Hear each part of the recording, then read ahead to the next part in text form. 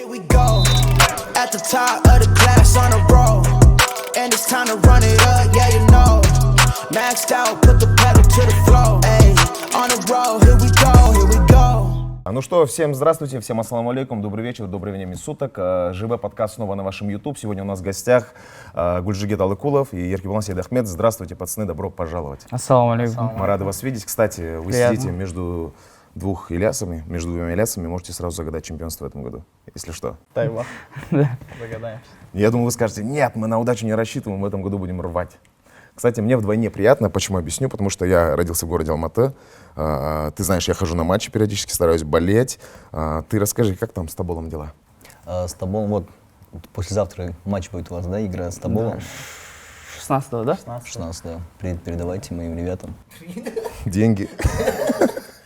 А ты что, братан, там родился? Пакет можно передать, говорю? Вкусная? Да, я с Кусная. За кого болеть? Вообще, как бы, за Тобол, да, с детства, но и за Манчестер Юнайтед. Вот так. Как English.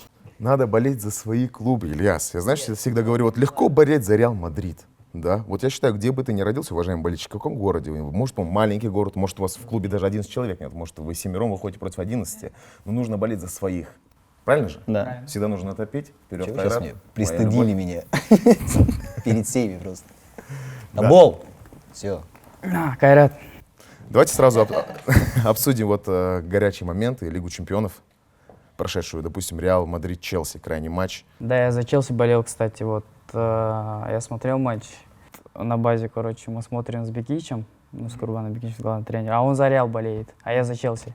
И когда вот защитник Рюдигер забил, я такой, вот так радуюсь, да. И, короче, там Бензема забивает, и Бекич тоже вот так радуется. Я такой, блин. Такого не было, ты когда за Рюдигера, он такой, так, в следующем матче он не выходит. Сразу так разозлился. Не, ну это была мощная битва, потому что давно вот таких эмоций я не переживал, если честно. Потому что вроде бы не такой сильно замотивированный Челси после последнего Лиги Чемпионов. Реал Мадрид, где полсостава тоже брали 3 раза уже Лигу Чемпионов. И вот было интересно, как они будут биться. Я думал, будет игра класса, но мне вот интересно ваше профессиональное мнение. 3-1 первый матч. Да. Вот на чем выехал Реал? Если говорить на Бенземе, понятно, да? Но в целом. Я, честно, не смотрел матч. Я не могу ничего не сказать. Вот Обзор тоже, да? спал, после спал. Вообще. Ну там, видите, вот Бензема вот ПСЖ забил 3 гола, у него, наверное, поймал кураж какой-то, не знаю. И вот против Челси тоже, вот с вратарями, фарт, что ли, у него забивает, вот вратари ошибаются, и он забивает. Хитрик сделал против ПСЖ тоже, и 3-1. И там Модрич там есть. Нельзя забывать, да? Нельзя забывать Модрича, потому Шикарный что это, да, пас. моторчик. И он гениальный пас выдал этому Родриго, вот, когда играли вот с Челси. Сейчас Реал Мадрид в хорошей форме, я могу сказать. Ну, Бензема все сейчас на него прям вешают, говорят, он возьмет золотой мяч. Да, мы тоже так думаем. Вы думаете тоже? Да, я думаю, да. Ну, потому что, как он, заслужил уже этот золотой мяч или именно в этом году пора? Как-то, я не знаю. Я думаю, уже заслужил в этом году. Но опять же, ему нужно до конца сезона теперь так же. Если сейчас он перестанет забивать, навряд ли, и там дадут, скорее всего, Месси, говоришь. Кстати, вот о ярлыке, когда вешают. Вот мы только что обсуждали с тобой, что, допустим, многим футболистам приходит какая-то популярность. Вот в 25 нашим казахстанским футболистам у вас пришла она раньше. Опять же, вот Еркебулан сказал, нужно сильно в молодежке нужно сильно выделиться, чтобы, грубо говоря, узнали о тебе. Вопрос такой, вот вы когда стрельнули, в хорошем смысле этого слова, на вас же много чего повесили. Все это наше будущее, это вот так, это все. Это как-то давит, когда, будучи ты еще такой молодой, 18-летний парень. А когда 18 и 19, я поймал, тогда мне было 19 лет, и я играл, 18 лет, когда я играл за белорусский Неман. И вот тогда люди потихоньку начали узнавать меня. Потом вызвали национальную сборную впервые, и там выступил хорошо. Потом, после того, как я забил первый гол за сборную, вот тогда уже начали вот подписчики. У меня сколько там, в нем мне был 3000 подписчиков было, потом у меня стало 10 тысяч после того, как забил. Чутка давит, да. Ну, каждый подходит, говорит вперед, каждый, допустим, Говорит, пишет на да. тебя ответственность такая. Да. Ну, типа, вот наша гордость в будущем. что ты тащил нашу сборную, ну, такие слова. Легко И- сломаться в этот момент вообще. Ну да, не легко, почему? Ну, просто пережить эти моменты и все. То есть не придавать сильного значения, видишь цель, иду к ней, да? Да. Тупо. Иркбулан, ты что скажешь по этому поводу? Мне вообще было 17 лет, когда я в Таразе играл. Потом в национальной сборной 18 лет. Самый молодой, который забил. Вначале все было нормально, а как потом карьера пойдет вниз, или что-то не так, травма, и все болельщики будут писать там. Ну, это, конечно, давит. Это тяжело. А у нас в футболе есть такая, как работа с психологами? Например, в Европе, мне кажется, есть У такая. нас было в Кайрате. Вот, Было, но да. убрали, не знаю почему. Как бы это Урок, помогает, да, Это да. помогает. Мы Ну, в не прошлый знаю. раз, помнишь, обсуждали с бойцами тоже, что как будто наши бойцы немножко, ну, стесняются работать с психологами. Ты в смысле психолог? Ты какой, ну, психолог? Ты что, нахуй? Я сам психолог. Сам кому надо вылечу. Я же вот эти пацаны. У нас в футболе нет такого, что как бы я и так ментально сильно, мне не нужен Не, у психолог. нас было, но убрали почему-то, я не знаю. У Я, нас тоже так же, мы особо не верим. Вот. Мы лучше с тренером поговорим или с кем-то. С кем-то не еще, да. Братану набрать, Да. Про Тарас тоже хотели пообщаться. Вот Тарас, ну, у нас так называют ее кузницей, да, талантов. Почему? Вот как так сложилось? Там какая-то супер классная база, я не знаю, супер классные тренерские составы. В чем сила вот Тарасской школы? Просто, знаете, в Таразе у нас во дворе, везде, где мы играем в футбол. Мы играем в футбол. У нас нет клубов, у нас нет баров или у нас дискотек. Мы лучше поиграем в футбол с пацанами. Каждая Их вообще нету или как Нет. бы есть, но их мало? есть, но лучше мы в футбол поиграем, чем там в дискотеку поедем. И так у нас много футболистов ходит на футбол. Все любят футбол во дворе. Ты в Алмате вот выходишь во двор, там никто не играет в футбол. Там лучше велосипед или что. А в Таразе, наоборот, все играют в футбол, даже девчонки. И много талантов, я думаю, их хорошие тренера, которые учат. Да, в общем, чтобы развивался казахстанский футбол, нужно закрыть клубы и бары. Тогда будет все развиваться. И вот вопрос, почему, допустим, велосипед, вот ты говоришь, каждый катается, я думаю, потому что, чтобы покататься на велосипеде, это же каждому велосипед нужен. А чтобы поиграть в футбол, нужно 22 человека и просто мяч. Один.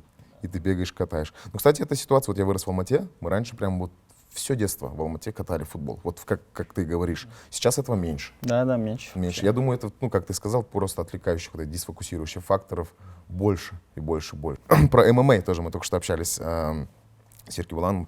Смотришь ММА? Конечно. Ох, это хорошо. Крайние бои давайте обсудим. Чимаев, Бернс. Чимаев думал, что он просто перебьет его, а Бернс на втором месте в рейтинге, и как-то сложно. Он сам сказал, что ему не ожидал такого, что он такой сильный соперник. Ну, посмотрим. Дана Уайт сказал, что он будет теперь драться с Ковингтоном. Колби тоже очень серьезный соперник, сильный, быстрый, техничный. Вот последний бой с Усманом близко было, что он мог выиграть, нокаутировать, но Усман, у него чемпионский дух сейчас, он на кураже еще. Ковингтон Чимаев, я не знаю, какой бой будет, интересно. Ну, ты согласен с тем, что если Чимаев покажет такой же бой, как с Бернсом, даже чуть-чуть, если сильнее, он проиграет Колби Ковингтону, потому что там немного темп другой. Темп другой совсем, да, он как очень мы быстрый. Обсуждали то, что Ковингтон можно на отходе 3 удара тащить. То есть он и кардио у него лучше, то есть он 5, он может и 6 раундов драться. Но я прям ненавижу Ковингтона. Я хочу, чтобы Хамзат просто уничтожил его. Ты больше ненавидишь Ковингтона или больше любишь Хамзата? Здесь вот в чем вопрос. Ты болеешь больше за Хамзата или именно ненавидишь Ковингтона? Я не болею за Хамзата, и в то время... Кажется, сошлось, да? Да. И там, и там. Ну, насчет Усмана, я думаю, очень рано этому человеку, потому что нельзя забывать, что Усман pound for pound номер 1 еще. То есть, если он его побеждает, он побеждает самого сильного бойца в мире по всем параметрам. Ты что думаешь, Иркибулан? Я вообще за Шавката болею. Когда он выйдет, я буду смотреть бои. Он станет чемпионом, дай бог. Дай Аллах. Да, все шансы есть. А вы видели, что Бернс говорил про Шавката? Они, оказывается, вместе тренировались? в Да, свое да, время да. с Бернсом, Я и видел, он да, говорил, да. что это очень жесткий парень, и у него большие шансы, говорит, против Чимаева. И, в принципе, это ладно, мы здесь любим болеть за своих, поддержим, давай вперед. А Валентина Шевченко? Валентина Шевченко, ну, она вообще необсуждаемый чемпион. Без шансов, я думаю. Еще Паунд долго. в паунд. Pound for Первым, pound. да. Она на первом, да, Да. сейчас? А, Нунес же слетела, да, получается? Да. Она теперь стала. Я думаю, ну, у Шевченко еще, мне кажется, она 2-3 года точно титул поддержит. Мое мнение. А вот что касаемо Шавхата, мы же все привыкли, как бы не бился, все равно болеть. А здесь такая ситуация, когда ты смотришь и другие СМИ, американские, там какие-то российские, за него тоже болеют. И ты такой, я чуть раньше начал болеть. Такое, знаешь. Ну, Хамзат еще это шоу устраивает.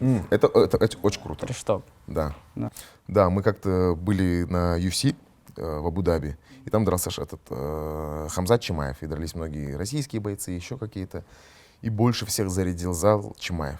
Он просто шел, он просто начал вот этой энергетикой брать, идет, заходит в октагон. И бывает же, когда ты собаку в вольер закидываешь, и она прям по нему бегает. Также он бегал по этому. Туда-сюда, туда, зал прям начал. Но шоумен он 100%. Вот этот свой хайп, мне кажется, он заслуживает. А сами никогда не думали там параллельно немножечко боксу, немножко борьбы? Я в детстве занимался борьбой. Где-то месяц или 3 месяца. по-моему. Хватит, нормально. Что за борьба? Самбо. Самбо. Да. Кстати, вот инициатива пойти на футбол, это как бы от вас исходило или дома кто-то, отец сказал, дед? Во дворе ты играешь хорошо и Да. уже говоришь родителям, что нужно, пора меня. Переигрываю ребят Да. во дворе, хочу еще Да, лучше. да, еще лучше. И вот так все начинаешь тренироваться уже. Начал заниматься. Впервые у меня брат отвел в футбольный клуб Дордо, это в Бишкеке находится. А я вот там, короче, там были ребята, которые платили деньги за то, чтобы они тренировались. А еще был основной состав, который, ну, то есть они не давали деньги. То есть это основной состав, а те ребята, которые не платили, это просто, ну, простые парни. Да. Вот, и мне пришлось один раз заплатить. И меня вот мой первый тренер Владимир Мефодьевич Садовский заметил. Вот, и сразу же мы поехали в Тарас. То есть я попал в основной состав, и сразу же поехали в Тарас. С и- детства знаем друг друга. А, вы серьезно? Да, мы Да. играли против друг друга. Мы с детства. Да вы что, это же... Вы, то есть, пересекались еще до много лет Да. до этого всего? До перехода Кайрат он позвонил мне, спросил про Да, Кайрат. ты Да. О, мы, Вот так. кажется, открыли такой... Вы рассказывали об этом вообще, знают люди? Нет. Нет, люди не знают. Не, ну, знают, просто друзья знают. Да. Да, в кругу, да. Ну, в детстве, короче, мы Дурдой и монтажник такой команды был. Вот он играл Это в всегда в Тарас. финале играли мы. Всегда в финале, В да. Таразе побеждает Да. Тарас. Вот. И, ну, там судьи, ну, ладно. Ладно, это у вас долго спор длится, да? А в Бишкеке, да, ну, в Мы Бишкеке сейчас спорим. Мы Да. да, раньше спорили, и сейчас спорим. Но мы не знали, что мы будем вместе играть. Ну, какие эмоции вот спустя столько лет играть в одном клубе? Вы дружили, общались, друг с другом пересекались. Вы вот сейчас... Какая эмоция была, когда вы поняли, что вы вместе катаете? Как это была? Радость? Это была приятная Не, встреча, да. когда я только вот приехал в Турцию, когда только перешел в Кайрат, он встретил меня. Встретил, говорит, давай, брат, я тебя познакомлю, сейчас туда пойдем, там, Гафур, ну, с пацанами, то есть, там, они тренировались. Я такой вот со всеми познакомил меня, вот, там, подружился, там, с Нуриком, с Айболом, Данияр Усенов. Ну, там есть ребят, Султанбек Асанов с этим. Ну, вообще, как адаптация, вот, допустим, прошла у тебя, Сложно, по мне сложно, потому В что... Кайрате? да, в Кайрате? Ну, другой уровень, потому что Неман Гродно, ну, чуть послабее было. Но я там открылся в Немане, и из-за этого меня купили. И адаптация, да, конечно, трудно было, и такие игроки были. И потом как-то освоился, и вот начал там играть в 2020 году, когда мы чемпионами стали. А помнишь, кто, вот, допустим, да, понятно, Ирки Булан, вы дружили, он тебя встретил. Когда ты пришел, тебе прям с первых дней кто-то поддерживал. Есть такие люди? Да, Айбол. Айбекен. Да, Айбекен. Вот, я не мог найти свою пару, и Айбол говорит, пойдем, говорит. И мы начали вот пас друг другу давать. Ну, там упражнение было, где нужно было. Я знал, что ему будет тяжело, и вот помог с ребятами, там, с тренерами, потому что я знаю, когда я был в Уфе, мне 18 лет, мне очень тяжело было. В этот период очень тяжелый. Я не знал никого, другая страна, игроки постарше, они пихали жестко на тренировке, молодой, не молодой. Ну, сейчас нету в Казахстане такого. Молодой, не молодой. Я вот хотел, кстати, об этом тоже. Да. А там есть, Какая дедовщина. да, как дедовщина. Хотелось очень домой. Да, сложно было очень. И после этого я знаю, как тяжело в Живе будет у нас другая страна тоже. Поэтому поддерживал его, помогал. И даже сейчас вот есть Жасур у нас с Узбекистана. И мы вдвоем вот на сборах помогли ему адаптаться. Вот это. Да, грубо говоря, Еркебулан Сейдахмет, хостес футбольного клуба «Хайрат», всех встречает, всех от души, по-тарасски всех. Давай, проходи. Всех смешит Вот, еще. по поводу Уфы, можно вопрос, да? Вот ты говоришь, что у тебя было тяжеловато в плане того, что далеко, там как бы никого ты не знаешь.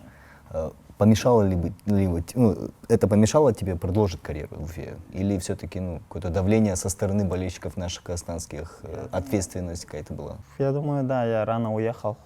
В 18 лет, да, я уехал. Я не знал, что такое еще играть в другой чемпионате или в другой команде. А сейчас я могу сказать, что я уже знаю, как надо правильно себя вести или как жить. И поэтому, думаю, я рано уехал. То есть там никто тебя не встретил, никто не помог тебе в плане адаптации, Да. просто ты один был. Да. А вот, допустим, да, вот Гульжигит из Кыргызстана приехал в Казахстан, да, играть. У нас менталитет, в принципе, один. Братские народы, допустим, это же тоже помогает. А вот когда ты поехал в Уфу, сильно чувствовалось вот это именно ментальное отличие? Да, очень сильно. Уфа это же Башкирия. Башкортостан. Башкортостан, да. Ну да.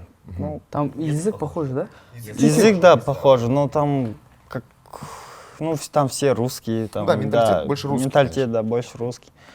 И мне было тяжело с игроками чуть-чуть, потому что я никого не знал там, и они меня не знали. Пихали, как сказать, жестко. А вот, допустим, ты говоришь, они так, ты приходишь, сложновато, где-то пихают.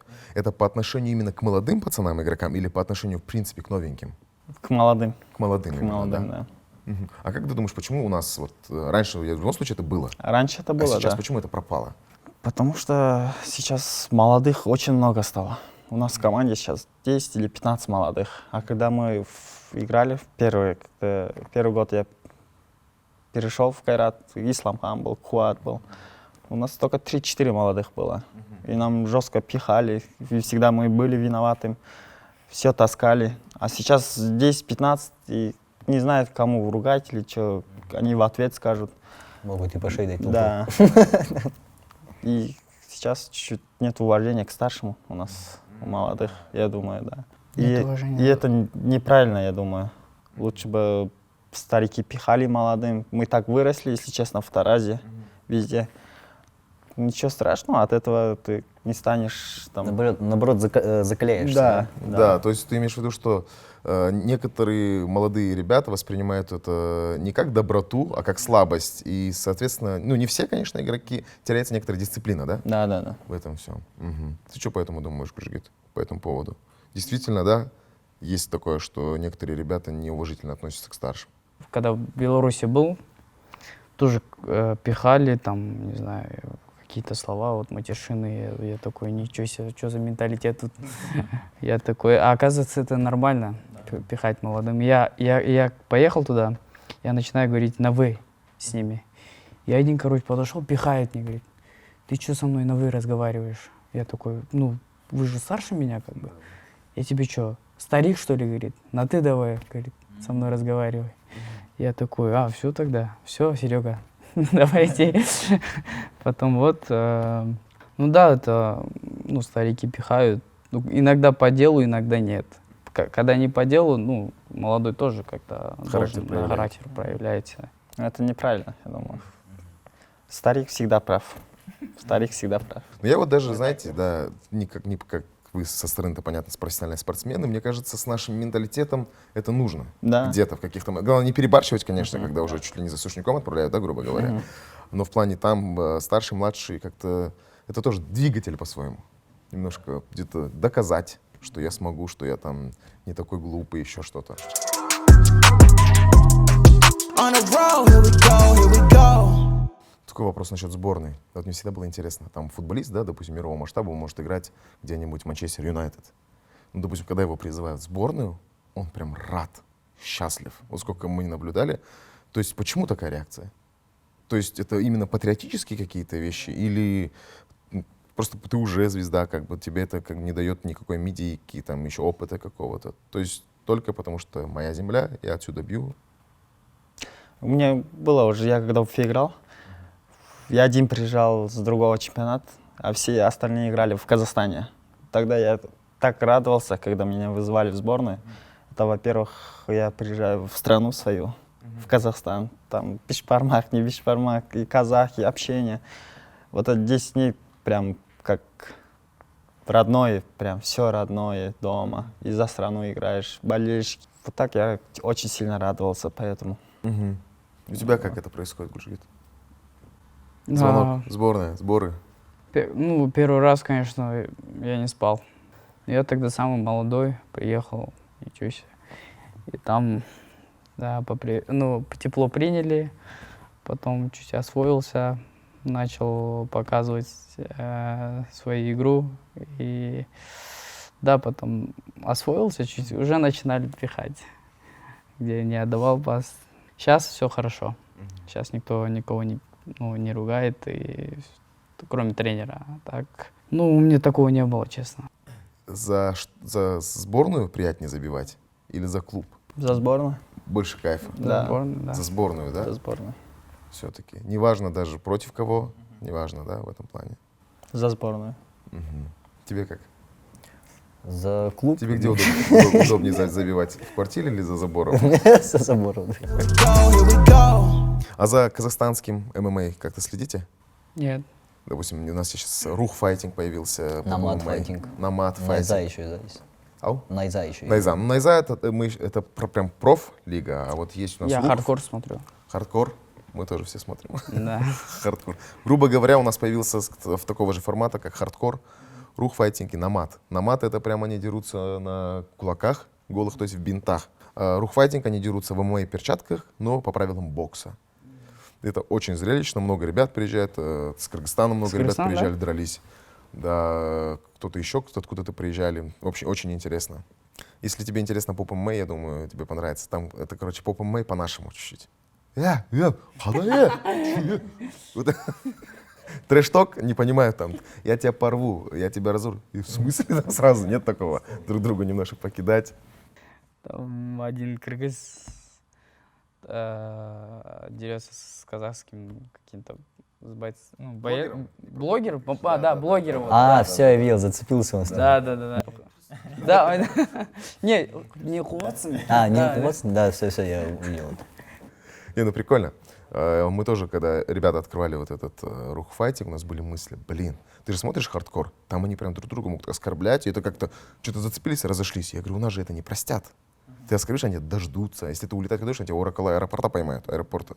Мне было интересно, как эти все моменты будут сглаживаться, но в принципе нормально. Насколько я знаю, не было там дальше каких-то конфликтов. Видимо, наши ребята смотрят же это все, и у них есть какое-то понимание, что, ну вот здесь не стоит, это немножко ради... Ну да. Вот этого трэш-ток и все остальное. Когда-нибудь футбол придет трэш-ток? Это же было бы тоже прикольно. Представляете, вы вдвоем выходите перед матчем с Тоболом за 2 часа. Че там? Я там я тебя. Нет, я думаю, это уже не футбол. Согласен, Да, но я думаю, что интереснее станет людям смотреть. Ну, типа, грубо говоря, Еркин Кулан Сейдахмет вместе с Гульжигитом Малыкулом наехали на футболистов Тобола. Там, и Это можем устроить, но это как-то некрасиво, и это уже не спорт. Да, ну я Это, согласен, но в да. целом я бы посмеялся, конечно. Да. Но если ненадолго, на один раз можно попробовать. Да. Это как уже в Медине футбол, как вот SD Family, да. Они Во, же кстати. вот так, они уже сторис там. Сейчас завтра будет с Картоп ТВ играть, SD Family. 15. Ты, братан, не играешь? Да, играем вообще в футбол, но Да. я очень давно не катал. Сейчас надо побегать. Хорошо чтобы- играешь? Ну, играли. Мы с Айболом и Бекеном вместе играли мы в футбол в одной команде в свое время. Тогда понятно.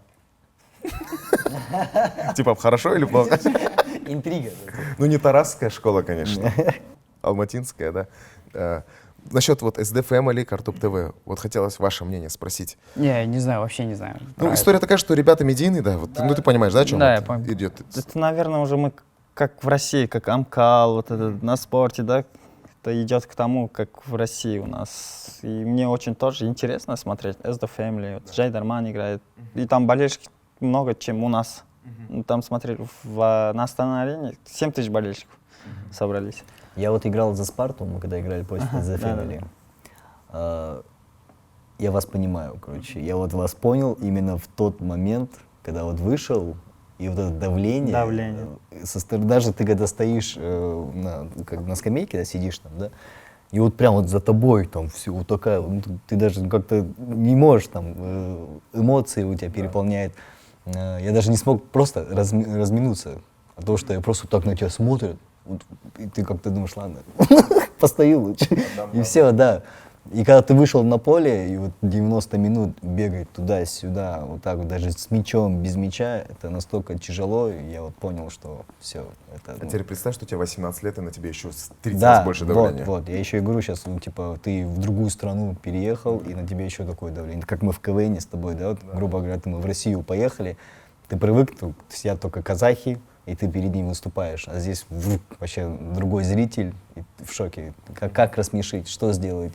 И вот я вот понял вас тогда, вот, тяжело, всех футболистов, всех понял, думаю, блин. Ну, то есть ты к этому относишься, как бы это прикольное развитие вообще? Да, Это- я только за, потому что это, понимаете, наш футбол, казахстанский. Уже люди, да, наш Казахстан уже смотрят футбол и любят. Даже кто не смотрели, они ходили на этот матч, не наш, а на этот SD Family. И я только поддерживаю этот футбол медийно. Но если тебя позовут на такой какой-то футбол, согласишься?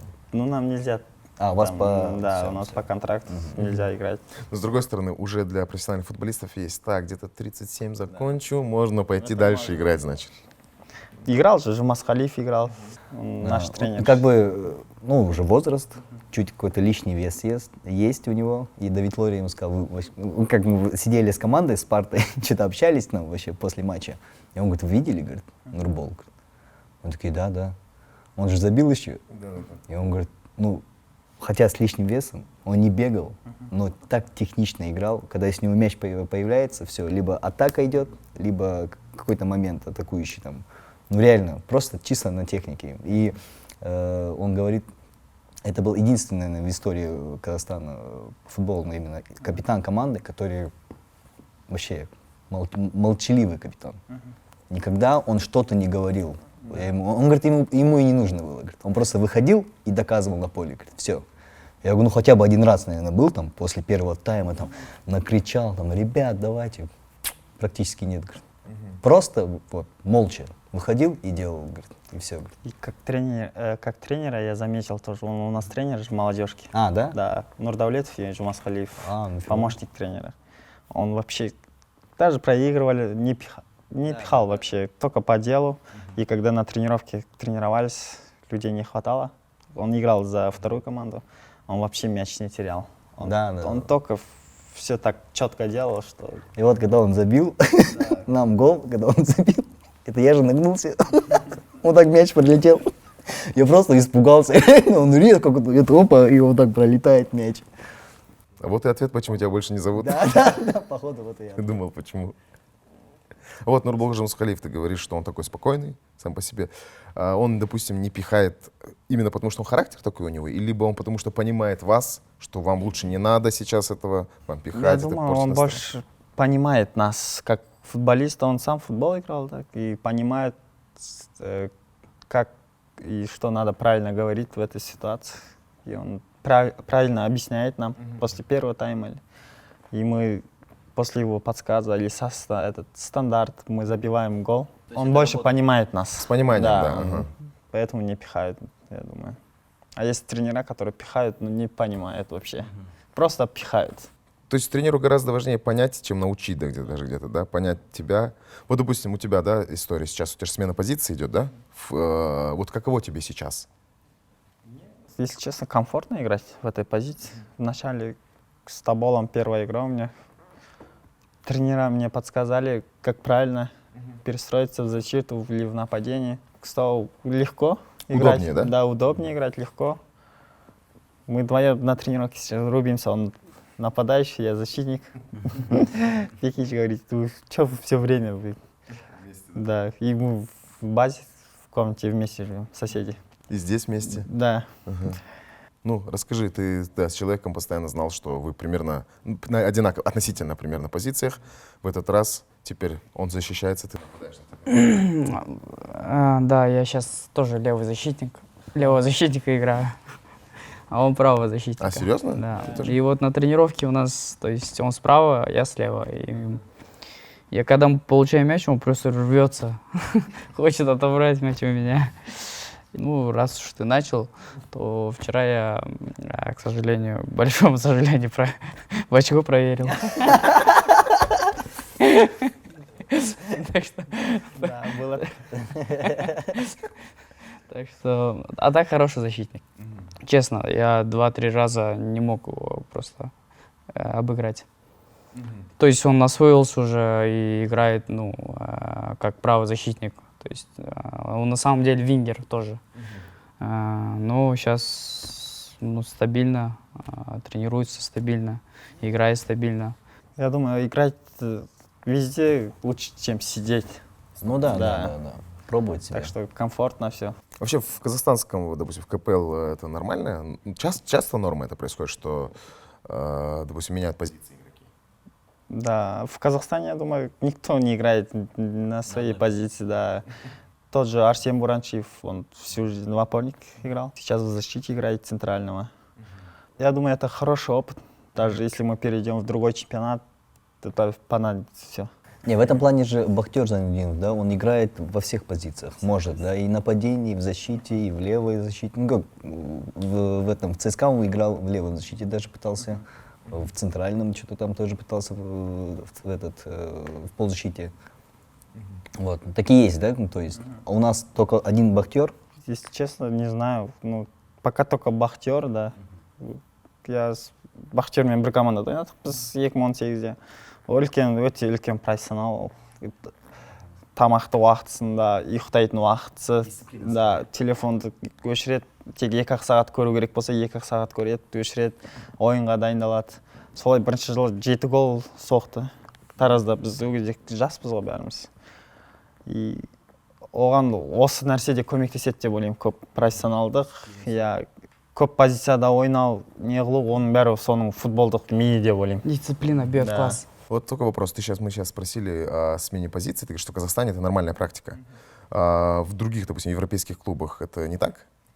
Или это там больше заставляют учиться конкретно по позиции? Басқа чемпионаттарда просто бір позицияда 2-3 футболистен, бірдей футболистен болады, бір позицияға. Сондықтан ол жақта біреуді астыға түсіру или көтеру ол жерде проблема емес. Кез келген футболисттің орнына футболист табылады, левый защитниктің орнына левый защитник заменда отқан. А бізде вот кішкене проблема позициядан. Егер правый защитник біреу-ақ болса, оны травма алса, оны кіммен ауыстыратынын білмейді. И мен нападающийдан правый защитаға түсіру керек. Солай позиция ауысады. Да. То есть у нас людей не хватает? Получается, да. Here we go. Вы же играли вместе с Вагнером. Ты пересекся с ним? Да. Какой он чувак вообще, Вагнер Лав? Потому что, знаете, когда он сюда пришел, я такой счастливый был. Нифига, легенда перешло. Или, то есть, Ну да, получили вы какой-то фидбэк от него, какой-то опыт. Ну, я больше с ним играл. Это в 2020 году, когда чемпионами стали. Ну, это просто легенда. Я такой, когда мне сказали, что перейдет Вагнер Лав, я такой в шоке был. Ну, конечно, был счастлив, что играл, то есть с Вагнером Лавом. И сколько, если не ошибаюсь, где-то 30 футболок я купил Вагнер Лав, потому что там в Кыргызстане все спрашивали футболку. И вот когда он домой уезжал, со всеми попрощался, и домой мы с Нуриком поехали к нему домой. И мы привезли футболки, чтобы он подписал. Когда мы кушаем на базе, он берет только салат строго, кушает только вот салат и не мучное вообще не кушает. Ему сколько, 37 лет, и он там прессингует. В 2020 году он прессинговал. Оның қасында жүрсең, сен өзіңді прям футболист ретінде сезінесің, профессионалдық, одан энергия ұрып тұрады, қатты энергия. И және тренировкада бізден көп жүгіреді. Молодойлар қарағанда ол артқа алдыға көп жүгіреді. Да. Он из-за этого играет. Он 37 играет в уровне, потому что профессионал. Барлығын профессионал түрде істейді. И одан біз көп нәрсе үйрендік. Молодойлар одан көп нәрсе үйрендік. Соның арқасында кішкене тренировкада да қостық, тамақтан да қостық деген сияқты. Оның бізге келген, Советаш енді алып келген кезде одан по-любому басқа да бір факторлар болды ғой, үйренсін деген сияқты бізді молодойларды. Сол факторлар көп рөл ойнаған сияқты. Біздің көп молодойлар қалай дұрыс өзін сезіну керек, қалай дұрыс қолдану керегін сол жерлерін Вагнерден үйренген сияқты. Ну, было какое-то, когда он уже уходил, все равно как-то, блин, легенда уходит. Конечно. Конечно. Мы не хотели, чтобы он уходил. Ну, зато поигрались. Ну да, да. Но мое удивление было какое, когда вот ему сколько лет, он в центре мяч принимает, его протаскивает. Я думаю, нифига ты. И, кстати, мне было очень приятно, когда первый матч выиграл Вагнер Лав. Было, ну, вышел, ну, профессионал, да, ну, думаешь, ну ладно, он так, вот так вышел, такой серьезный, поиграл. Первый Проиграл. матч? Первый или второй матч, я не помню уже, на котором я был, точно. И он вышел такой, так сыграл. А уже на третьем, по-моему, матче, я смотрю, он прям орет уже. Давай!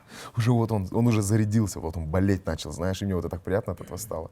То есть все равно же ощущение, да, ну, там чувак поиграл такие, приезжает в Казахстан, думаешь, как он будет относиться? Он относился прям с... Он с душой играл, с да, душой, у нас. да, то есть... Вот Красава приезжал. Это вот тогда? По-моему, да. Красава вот приезжал, он дубль По-моему, сделал. Да. Короче, Красава тапки одел Вагнера до этого. А у него же традиция. Да, традиция такая. И он дубль сделал. Да. Мы играли Ноа, по-моему, Лиги Европы, да. Ребят, у вас, блин, наверное, футболельщиков, среди болельщиков, да, есть такое, как тебя называют казахстанским Месси, тебя называют казахстанским Месси. Вас как-то это мотивирует или наоборот, типа, что-то, блин, слишком? Это да, вот так, слишком. Но я не считаю себя Месси.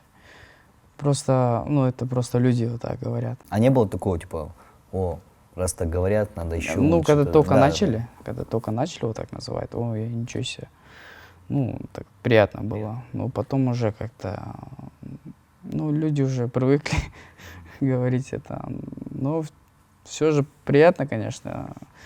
И если люди перестанут это говорить, то это плохо для нас, потому что мы не играем, может плохо играем. И для того, чтобы мы хорошо играли, то есть обыгрывали, там, обостряли, забивали, а потом они начинают говорить, там, кыргызский Месси, казахский Месси. У нас еще и узбекский Месси есть в команде.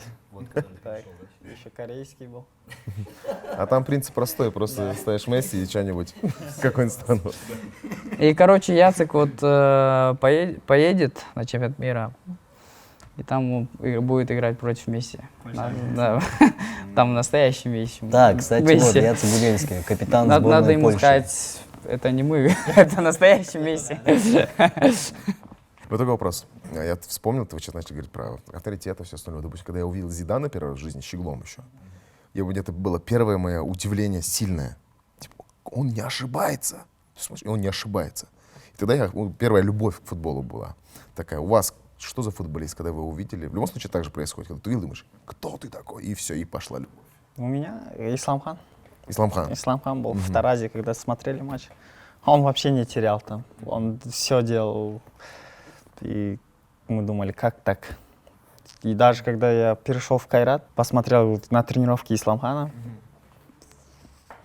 тоже у меня был вопрос, как так? Как можно так тренироваться? Он всех прям возил. И вот у меня был Исламхан. Исламхан, на самом деле, он большую роль сыграл в футбольном клубе Кайрат и вообще в казахстанском футболе, потому что он был самый популярный же футболист в одно время. Прям не могли футболистов не знать, футбол даже не смотреть, но Исламхана знали. Исламхан, слышал Исламхан, даже кто-то далекий. И он вернул какую-то любовь даже, да, к футболу. Я думаю, по таланту он на первом месте в Казахстане. По таланту. Есть такое ощущение, что не хватает его сейчас? Конечно, именно сборной. Не хватает и в сборной, и в Кайрате, думаю, не хватает. И вот если у него сколько, 2 года, да, у него? Нет, у меня сейчас последний вот этот год остался. Остался, да, и он вернется, да? Сможет ли вернуться, ну, то есть в такой же 100%. класс? 100% Или уже уверен. потеряет навыки, думаете, или опыт? 100% уверен, что он не потеряет никакого таланта. Может, Если еще даже наберет лучшим, да, форму, да, еще он, лучшим придет, да. он лучше, да, придет тоже. Вот Исламхана, вот, кстати, на него прям вешали вот эти все прогнозы, что он будет играть в топ-клубах. Первый, допустим, казахстанец, который должен прям выйти на европейский уровень. Как думаешь, почему не получилось? Я, честно, не знаю, почему у него не получилось. Это, наверное, агентский, не знаю, как он перешел же в Эмираты, арабский да. клуб, мгм. И думаю, это тоже сыграло что-то. Ну, в Хайрате его все ждут, да? Да, конечно. В Хайрате его ждут. Ну и болельщики тоже ждут. И болельщики. Да. Уджигит, кто твой кумир первый? Не, не кумир, а вот впервые... Мотиватор, да, как правильно сказать. Я, ну, вживую же, он говорит, да? Ну, вживую. Кого я увидел? Я когда вот в Турции был, матч Анталия-Спор, Бешикташ, я Куарежма увидел. Он просто феерил там Куарежма. Я такой, вот, я в шоке был тогда. Еще маленький был такой. Он справа играл, он обыгрывает, забивает. С легкостью, да? Да, легко играет, то есть обрабатывает легко, обыгрывает легко, пасы дает. Ну, тогда я в шоке был. Кстати, Анталия Спор. Расскажи про этот момент своей вообще карьеры. Ты был молодой же, сколько лет? 17, да, по-моему, или сколько? Мне было 15. 15 даже, да? Мне было 15, и мне предложили поехать не только в Анталия-Спор, то есть там ну, первый вариант это был Анталия-Спор, потом Бешикташ, потом Коня-Спор, потом Галатасарай и Фенербахче. И первый вариант вот Анталия-Спор. Я сразу же через неделю попал. Я там год ходил, то есть вот документы собирал для того, чтобы, ну, мне сделали лицензию, чтобы играл. И вот так это длилось, ну, почти год. Тоже еще мама прилетела, то есть я несовершеннолетний был. Вот, и там они что-то тянули, и все же так не получилось там заиграть. Но я играл там, конечно, получил какой-то опыт. Вот, с ЭТО месяц тренировался, Самуэль ЭТО. Потом я обратно вернулся домой, в Кыргызстан, и там играл за Карабалту, где я получал зарплату 10 тысяч сомов. Эти 10 тысяч сомов — это почти $150. Это вышка. Вот. И я там играл, и через полсезона меня забрали в бойн-клуб «Алга». Кубок Содружества было в Питере. Туда поехал, там, кстати, Казахстан обыграли. Вот. Я не играл там. Тогда он не играл, да. Я в национальном был. Потом, после этого турнира меня заметили. То есть и вышел агент из Беларуси и предложил поехать в Беларусь. Поехал, и вот в Нем Гродно. Там проявил себя. Ну, даже не поиграл, ты говоришь, как хотелось бы, да? Ты, Да. там, Но я это же- очень хотел там остаться. Ну, опыт же тоже какой-то, ты пойми, уже первый Да, выезд, конечно. там такое знакомство какие-то, это увидел. А у Анталии Спорт тоже у высшей лиги очень хорошая база. А почему не Бешикташ, что ты говорил, что был Бешикташ? Я же просто сразу уже перешел в Анталию Ты Спорт. уже Да, я перешел, уже только перешел, потом были, да? Если не перешел бы, я уже поехал туда. Вот помните, мы обсуждали то, что вам дал Бог стрельнуть чуть раньше, да, чем некоторым футболистам, чтобы вас узнали, говорили. И понятно, вы когда пришли в Хайрат, вам дали, ну, неплохие контракты, так скажем, да.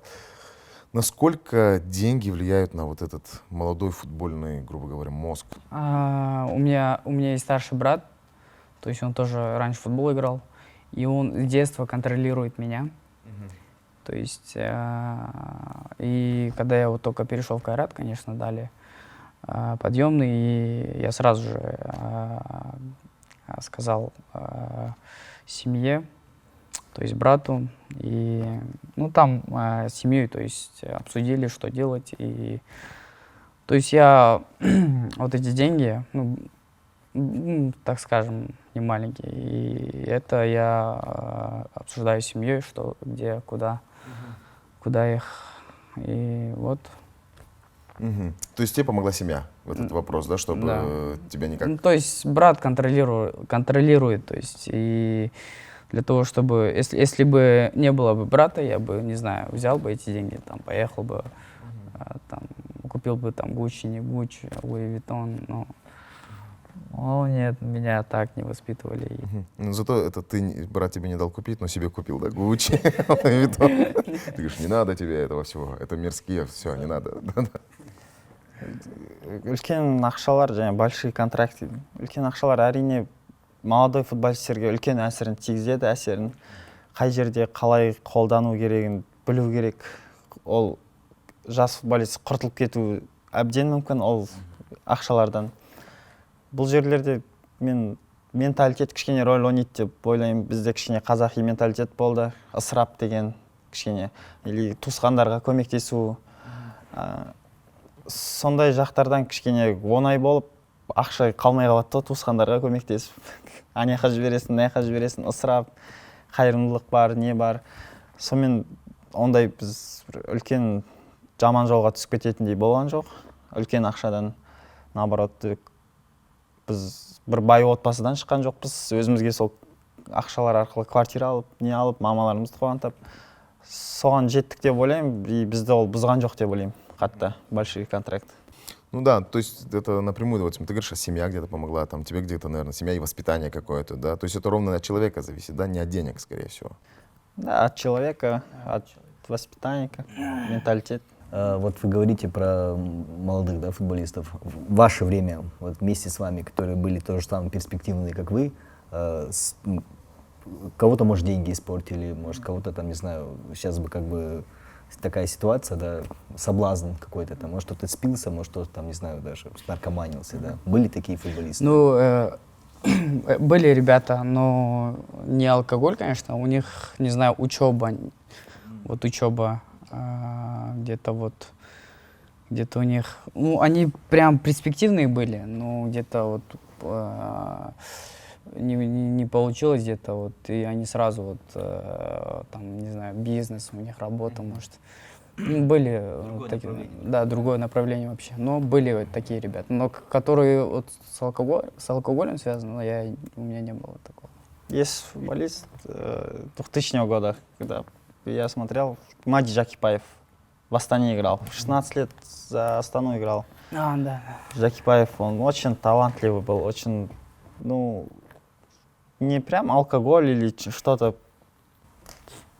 Он просто травмы, не травмы. Да, у него было травмы, да, сломался. Как. Но он до сих пор играет сейчас в Украине. Он в Украине? Не слышали? Нет. В Украине сейчас как-то остался там. Очень талантливый. Он играл в Лиге чемпионов. В 16 лет. Вот он был самым талантливым в Казахстане. 2000 года. Но травмы его сломали, да? Травмы. Сейчас. Here we go. Вообще, Эрик Пулан, у меня вот всегда было такое, ну, у кого-то футболиста спросить по поводу шуток. Есть бабки? Да. Есть пятерок? Займи, братан, да. По поводу шуток про казахстанский футбол. Ну, как вы же это реагировали, как реагируете? Или уже все, иммунитет у вас на это как-то уже выработался? Если честно, мы привыкли уже. Да. Ну, то есть близкие, да, родственники, да, угорают? Да, близкие, родственники, нет. Мы привыкли и нормально относятся к этому. Я думаю, это везде есть, и в России есть, и в Кыргызстане, везде шутят про футбол. А сами шутите над собой? Да. Как самоирония? Да. Это же самая лучшая защита, когда ты самоирония, это, все, ладно, уже с ним не пошутишь. Мне кажется, сложно тебе будет по жизни, если ты не будешь понимать, что это шутки, вот это все остальное. Мы сами шутим и сами понимаем эти шутки. В Кыргызстане как? Типа шутят или все-таки уважают? Ну, типа, нет, все нормально, да, там такого нету. Комментарийлар өсіме байдың баласы. Мемы, так сказать, нету про кыргызстанский футбол? Да, есть мем. Есть, да, по-любому есть. Ну, то же самое, честно. Шутят. Вот недавно я красную получил. Матч с Таджикистаном. Ну, все вот начали писать. Реально я подвел, потому что там... Это не шутки уж. Это... Шутки вот. Ақшаны басқа жаққа жіберу керек еді, там сендерге толық жоқ, лучше мынаны байдың баласы. Да. Мен туралы байдың баласы. Айтыңдаршы, қаяқта мен кім баласымын, мен барайыншы. Қаяқта бәрі байдың. Где все бабки наши Да. семейные. Я понял тогда, я тоже один раз нашел старую фотографию, вот с Айболом же говорил, в детстве занимались, и выложил просто, мы там щеглы вообще. Ты видел, помнишь, Да, что я я видел, да. выкладывал? И подписываю просто. 2006 год. Мы с Айболом Абикен играем в одной команде. Прошло уже сколько, 12 лет, я занимаюсь юмористическими проектами, он играет в сборной Казахстана. Так сказать, оба двигаемся в сфере юмора. Я думал, типа, и ладно, с Айб знакомым, мы потрещали, думаю, выложим, как, типа, и знакомый прям начал трещать, вахаха, вахаха, я начал понимать, что это, типа, нормально. То есть это прикол, посмеялись. Мне кажется, вообще без чувства юмора по жизни очень тяжело. Конечно, да. То есть у нас была история, может, она не в тему вообще, но она очень интересна. У нас есть общий знакомый с тобой, да, имя не буду говорить, КВНщик пацан. Играл активно КВН. К сожалению, ну, так случилась судьба, он попал в места не столь отдаленные, да, и попал туда. И чтобы вы понимали, он через какое-то время собрал там команду КВН. Команду КВН он там собрал и начал играть, выступал перед начальством, еще где-то. И у него из этого было и лояльное отношение к нему. Я у него спрашиваю, как, говорю, ну там такие люди, такие разные попадают, как шутки. Он говорит, знаешь, если не юмор, там бы все давно уже с ума сошли, говорит. Говорит, единственное, что спасает, это, говорит, шутки. Мы постоянно шутим, и как бы из этого расслабляешься, как-то отдыхаешь, отвлекаешься. Если не был юмор, все. Я думаю, это так в любой сфере, да? Там и футбольную команду можно собрать, мне кажется. Да, 100%. Да. Это как вот как, забыл уже фамилию. Фильм. Нет, не фамилия, это российские футболисты, этот, которые... Кокорин? Кокорин и Мамаев. Мамаев, да. Они же там начали собирать команду какую-то, играть. Даже говорят, он когда вышли, у них какую-то форму, они в форме были. Они же играли там. Давайте блиц такой. Отвечайте, ну, кто первый ответит, тот ответит. То есть это не на интеллектуальное какое-то, это на просто на знание команды. Блиц, так. Кто самый быстрый в Хайрате? Нету никого. Не, ну, не, Кто самый быстрый? Кужигит, наверное. я, да, просто, у нас же датчик есть, я посмотрел, ну, самый быстрый пока что, ну, я вот недавно видел то, что самый, ну, я на первенности.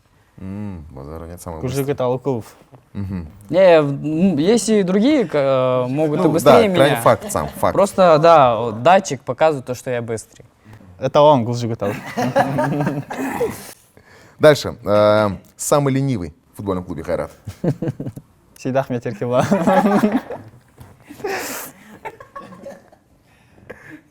Ты действительно так считаешь, или ты просто не хочешь других? Сейдахмет Еркебулан, да. Так считаю. Дальше. Самый толстый в команде. Рикардо Алуш. Он все равно не будет смотреть это. Он хотел сказать Саид Ахмед, потом понял, что не получится обмануть. Дальше. Самый старый. Самый старый, так, это же Жоу Жоа Пауло. Пауло. Дальше. Самый красивый. Саид Ахмед. Мне кажется... Такой самый мачо в команде. Есть датчик, который измеряет мачо? Нет. Усенов Даняр. Да? Давайте все Даняр. Синов Даниар. И Криштиану Роналду. Дальше. Они вдвоем тягаются, да? В мире.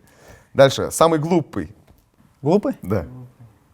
Глупый, в смысле, не на поле, а может, он, типа, не знает столицу, там, Беларуси, чувак. Есть такие люди? Тадаев Ибрагим, если у нас один футболист. Самый глупый. Окей. Самый умный. Самый умный? Да. Адам Хаджиев. Адам, да. Биткоин, не биткоин, сода. Что? Самый дерзкий на поле кто? Яцек. Яцек Уральский. Яцек Уральский. И Ну, все? круто. Да?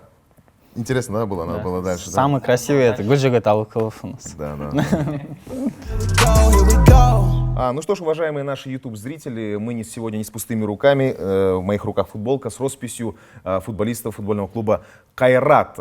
Сегодня, чтобы ее выиграть, нужно просто придумать новую кричалку для нашего любимого футбольного клуба, потому что мы приходим на футбольные матчи и кричим одно и то же, хочется чего-то нового. Лучшая кричалка получит этот приз. Активно участвуйте и выигрывайте. Да, мужики, вам огромное спасибо за то, что пришли. Мы желаем в этом году чемпионства. тоже спасибо. Смена позиций, чтобы пошла только на пользу. Вперед, Хайрат, Алга Хайрат. Рахмет.